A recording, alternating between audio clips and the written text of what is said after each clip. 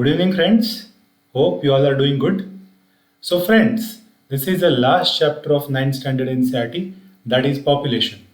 So, every NCERT till the time we have seen the same population, either human resource or population chapter comes at the end of the NCERT.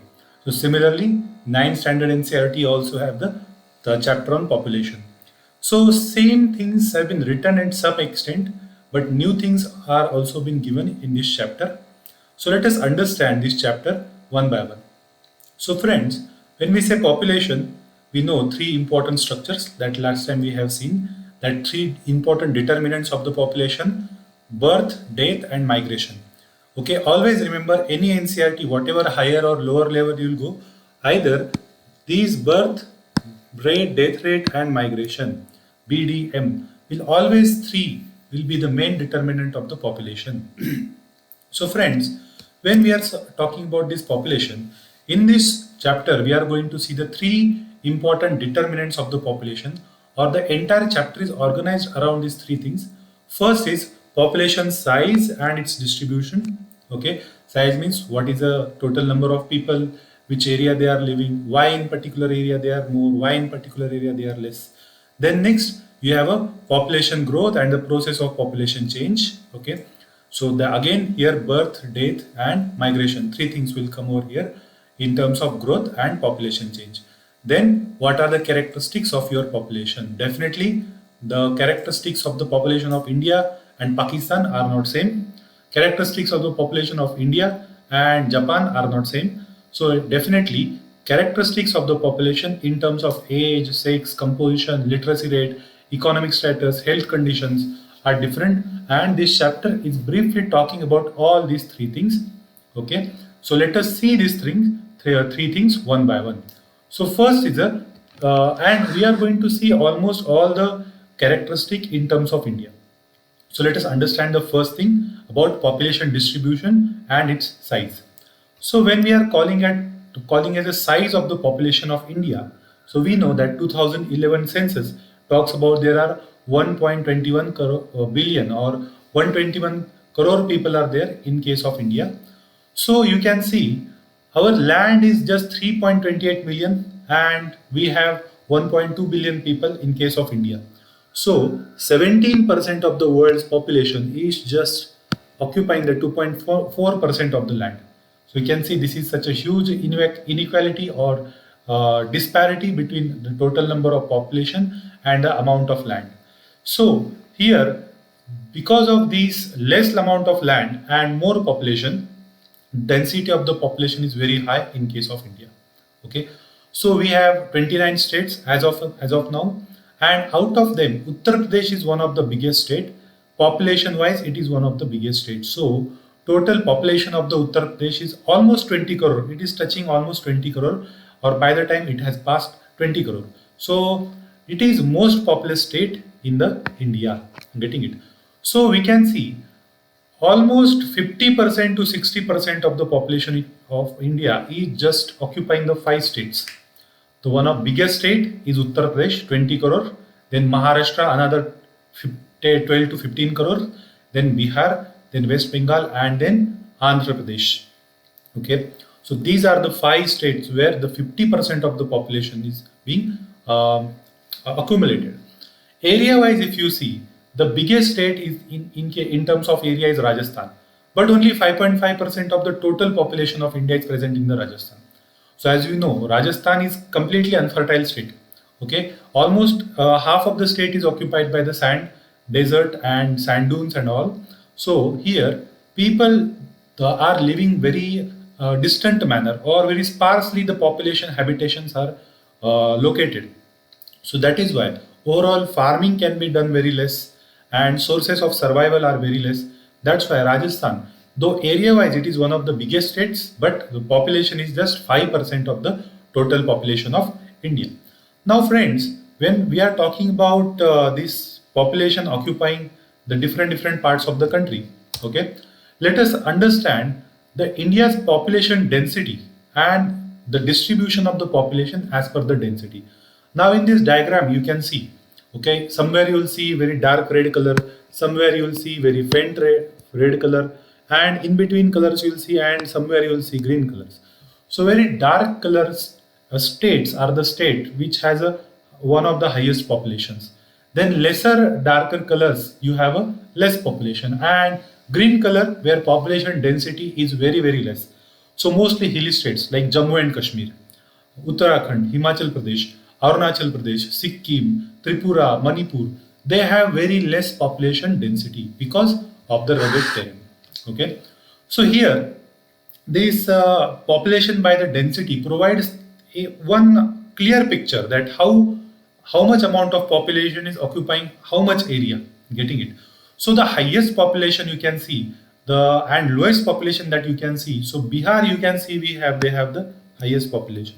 So highest population density according to the census, more than 1,100 people are occupying per square kilometer in Bihar. Whereas the lowest population density is Arunachal Pradesh. It's almost 16 to 17 people occupying the 1 square kilometer area. Getting this? So if you see the population density of the India, so we have very high population density. Okay, but India, there are only two countries in the world which has a higher population density than India. They are Bangladesh and Japan. So this data is very much important from prelim point of view. This question can directly come as it is in our preliminary examination. Now, when we are talking about population distribution, let us see what is the reason behind the density of different density in the different states. Now, in this diagram, you can see, okay, so there are states with a density of more than 250 people in the area. Getting it? So more than 250 people in the area. So you can see this Uttar Pradesh is there and Bihar is there. So some Andhra Pradesh is there. So here Delhi, Punjab is there. Okay. So why there are some states which has a very high density? Why there are states which has very low density? So there are certain states with low density. Like here you have Arunachal Pradesh, you have Rajasthan, Madhya Pradesh, you have northeastern states. So what is the reason? Okay, so there are certain reasons. So for example, in the hilly regions, rugged terrain, okay, also hilly terrain, then unfavorable climatic conditions like in Rajasthan, then rocky nature of the terrain like again in the mountains of the Purvanchal, then moderate or low rainfall like in the Rajasthan, Madhya Pradesh, okay, very low rainfall, then less fertile soil. So these are, and less economic opportunities. So economic opportunities also play very important role.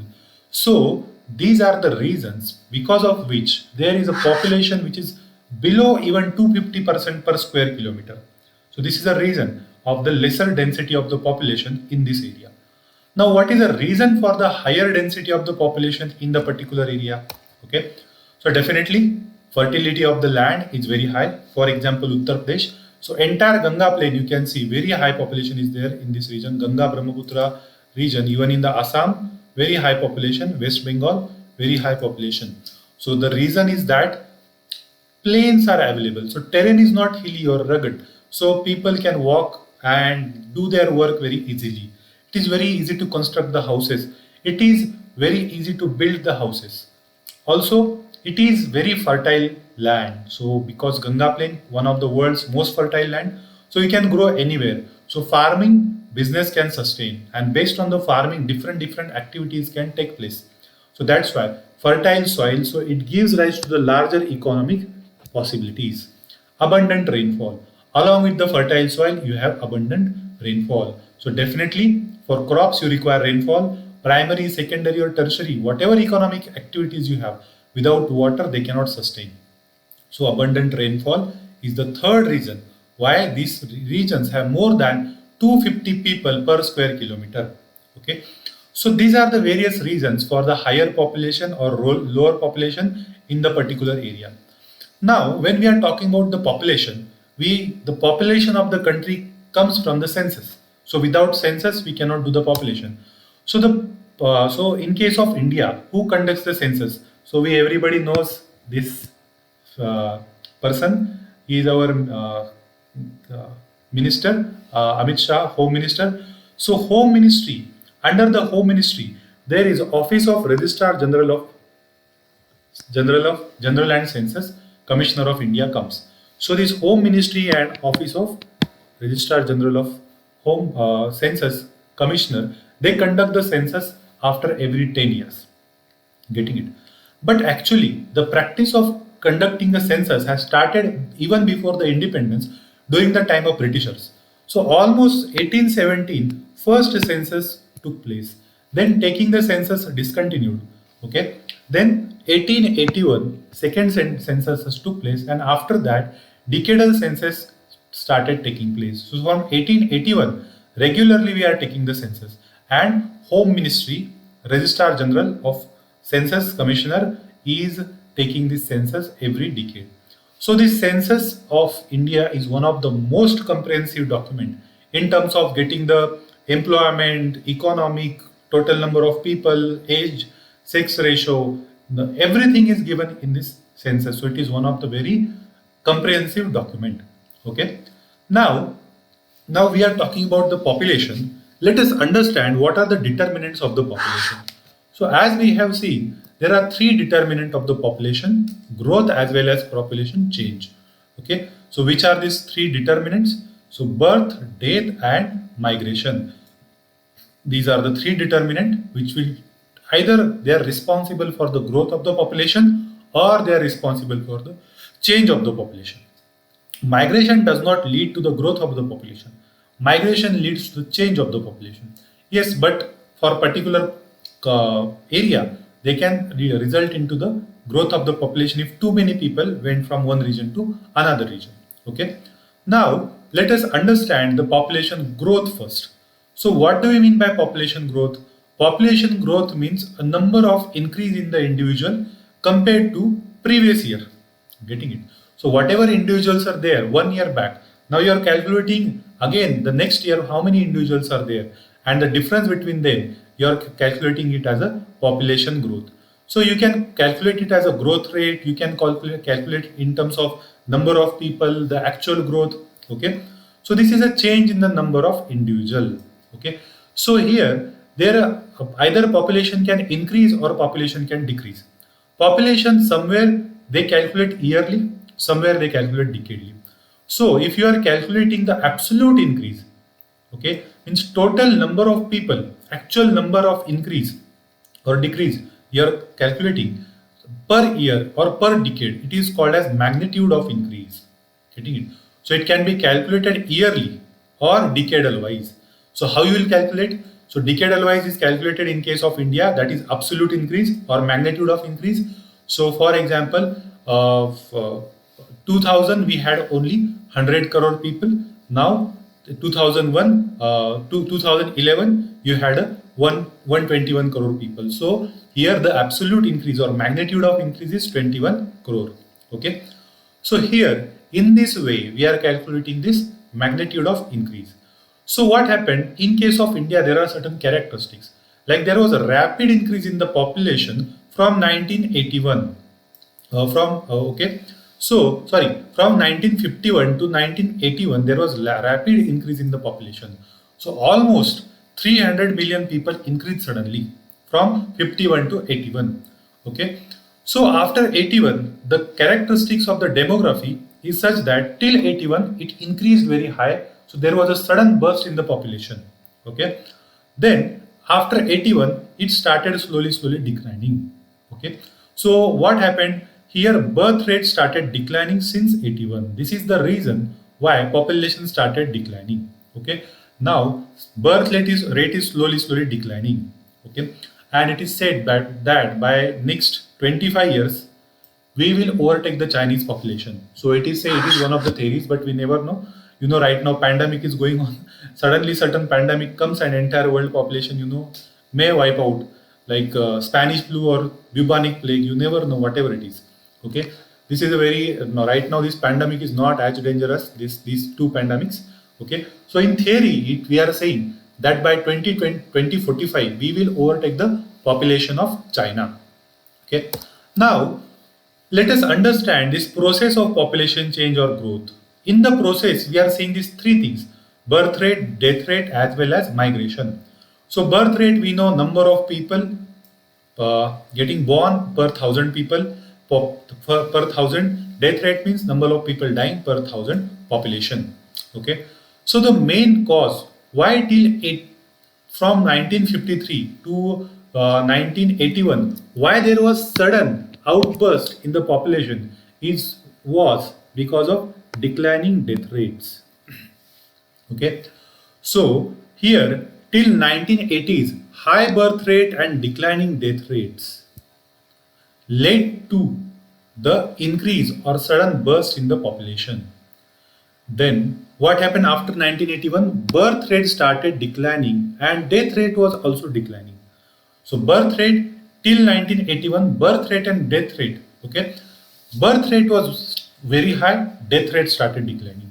But 1981, both of them started declining. So that's why overall population started slowly declining. Gradual decline started since 1981. We are all born after 1981. Okay, so definitely we should remember this. Okay, population started declining after 1981 because of the declining in both death rate and birth rate. Okay, so third parameter of population or change in the population or growth in the population is nothing but a migration.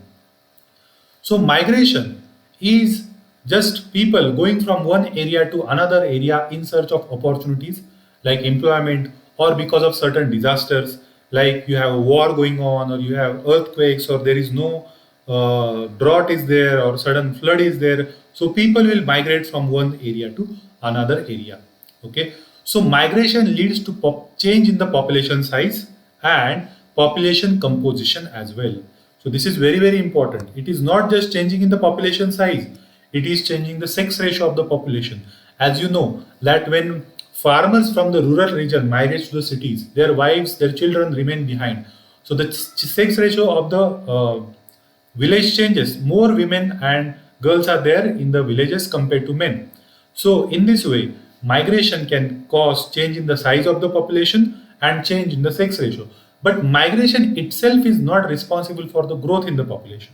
Getting it? Okay. So migration can be two types: internal migration and external migration or international migration. International migration can add to the growth in the population of that country, but overall population of the humanity will remain the same. So if internal migration is there, population growth will not happen, but population change will happen. If international migration is there, both population growth and population change can happen in the country where migration is happening. Getting it? Okay. So here this is very important to understand. Okay, internal and external migration. So in case of India, internal migration is very dominant. Internal migration, people are migrating from rural to urban areas. So why they are migrating from rural to urban areas? So in rural areas, they don't have job, they don't have educational opportunities, they don't have good health services over there. Okay, so this is called as a push factor. So these factors are pushing the people to the cities. Getting it? And cities, they have very good facility for the education, very good livelihood opportunity, very good employment opportunity. So city has a pull factors. So that's why people are moving from villages to cities. So that's why you can see the urban areas are growing slowly. So from 17% from 1950s to 31% in 2011. So almost a double, we can say near about double. This has been significant rise. Okay, so this is very important in terms of migration. It adds a very much change in the demography of the city or the rural area. Now let us understand the age distribution of the population. Okay, so age distribution or age composition. So age composition, through age composition and distribution, we can understand how many children are there, how many economically productive people are there, how many aged people are there, how many people are. This further we can use this data for further usage in the making the policies. So age distribution is very important. So generally there are three segments we make in terms of age distribution: 0 to 14 for the children. Okay, so you can see there are 30% children. Okay, they are completely dependent upon the adults. Then you have 15 to 15 to 59 years. Okay, so this you can see that this is one of the productive population, 15 to 69, 59, 65%, almost 65%. And then aged population or retired population above 59 years, so we have only 5% of these people. Okay, so age distribution in India is like this. Okay, so generally it is categorized into the three sectors: children. So you come to know that these many people will require food, they require high nutrition, they require medical care, they require attention. Then working age till 59 years. Okay, they are very, very reproductive, and they have biologically active and economically active. So entire pressure of children as well as most of the elders is on their shoulder. And then you have above 59 years. So they are retired. They might be working, they might not be working. Okay. So in this way, there is a distribution of age in case of India. Now, when we are talking about the distribution of age, understanding the sex ratio is very, very important. So let us understand the sex ratio of the Indian population. So here in this graph, you can see the sex ratio since 1961. So 1961, it was 941 women behind the 1000 men. Then 71 it dropped, it became 930. Then again 81 increased, 934. 91 again decreased, 927. Again 2001 it increased to 933, and again it increased to 2011 943. So you can see from 1991 sex ratio of the population is increasing. Okay, but children sex ratio between 0 to 6 is continuously declining. So overall sex ratio is increasing, but child sex ratio, you can see this blue color graph shows that child sex ratio is decreasing continuously from 960 to 919 in 2011. Okay, so this is very, very important to understand. Sex ratio wise, India always didn't fare well. Okay, there are always women are always very, very less in certain parts of the India like Delhi and Haryana. They are below 900, like 870, 850, 840, like that. Okay, but there are certain states who are doing very good. So Kerala, you can see the population of female is more than the males. They have 184 females per 1000 males, as well as Puducherry. We have 1038 females behind 1000 males. So from prelim point of view, it is very, very important. As well as this data you can mention in your mains answer writing as well. Okay. So this gender wise, population and sex ratio wise, it is very, very important that we should remember for the prelims as well as mains. Now friends, I hope you are understanding this very important from prelims as well as mains point of view. Now after seeing these three compositions, another determinant of the population or characteristics of the population is a literacy rate. Literate population is always a demographic dividend. They can do skilled work. Okay, they are economically very, very productive. So literacy in 2011 census has been determined as those people above age 7 and above age 7 who can read, who can write, who can understand in any language. So reading, writing and understanding in any language is the keywords that you should remember while remembering the definition of the literacy. So literacy is, in case of India, is increasing since our independence. 2011 it was 73%, very high literacy rate. Okay, men are more literate than the women. Literacy rate is more in men, 80%, and this is 64%. So very high inequality in terms of education. Okay, so equality is not there in terms of education. So that's why this is one of the concerns why there is a lack of parity and equality between men and women in case of India. Okay, it needs to be improved. So government is taking so many initiatives like Beti Bachao, Beti Padhao, Sabala scheme and so many other schemes, getting it. So this is one of the important determinant characteristics of the Indian population. Now let us understand the occupational structure. Another characteristic is the occupational structure. Occupation means what? We have seen the industries. We have primary industries, we have secondary industries, we have tertiary industries. So occupational structure means what percentage of the people are there in these industries or these activities. So what amount of people are in the primary activities or what amount of people are in the tertiary activities. This determines the occupation structure of the particular country.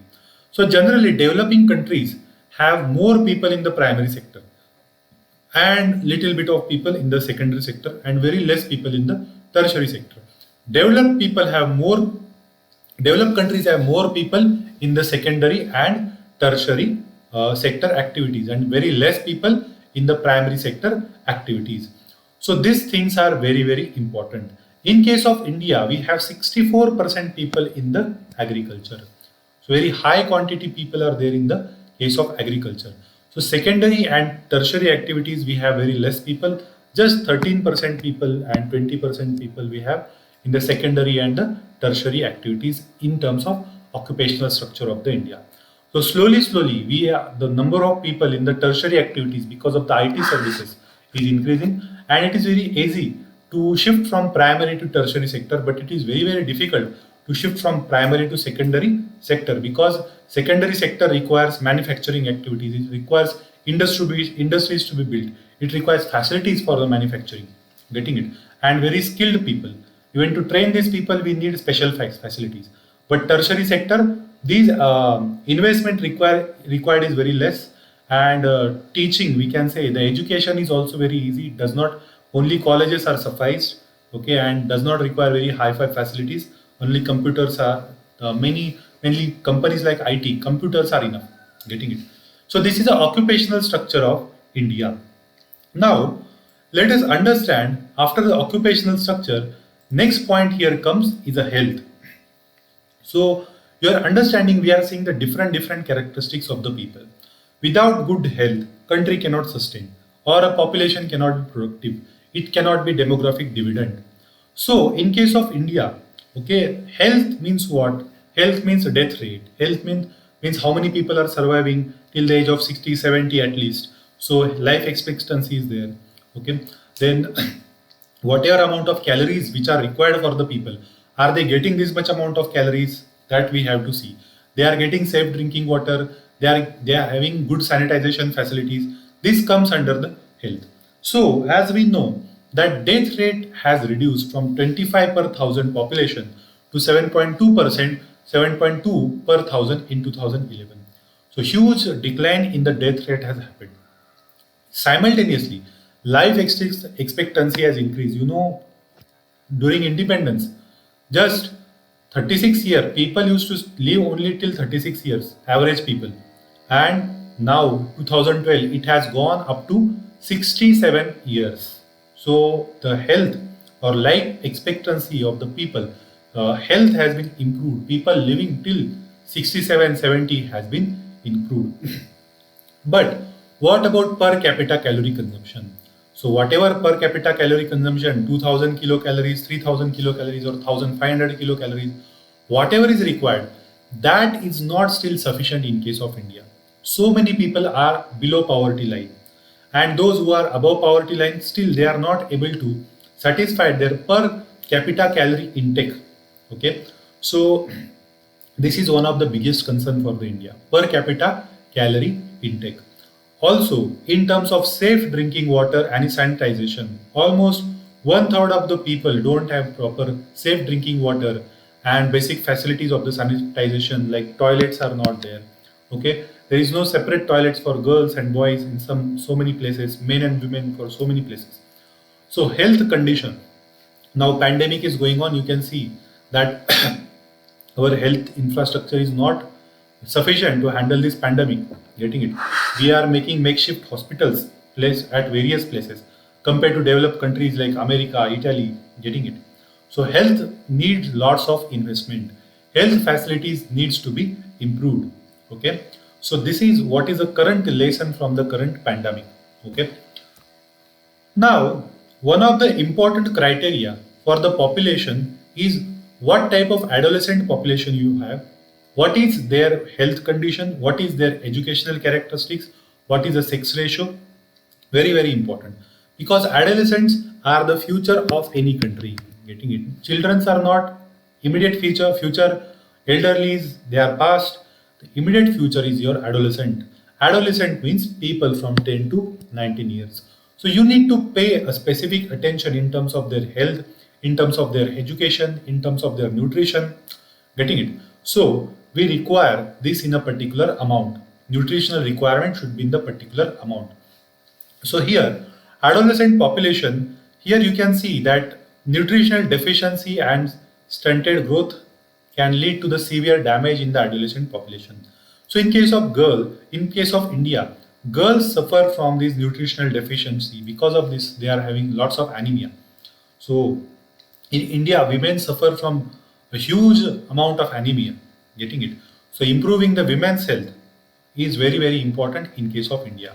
So adolescent population is one of the biggest focus. They are accounting 1/5 of the total population of the India. Okay. So let us understand now national population policy.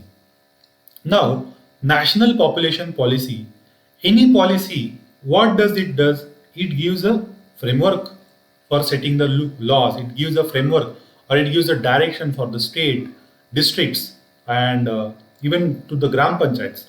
Okay. So we have National Population Policy 2000. It was made in the 2000.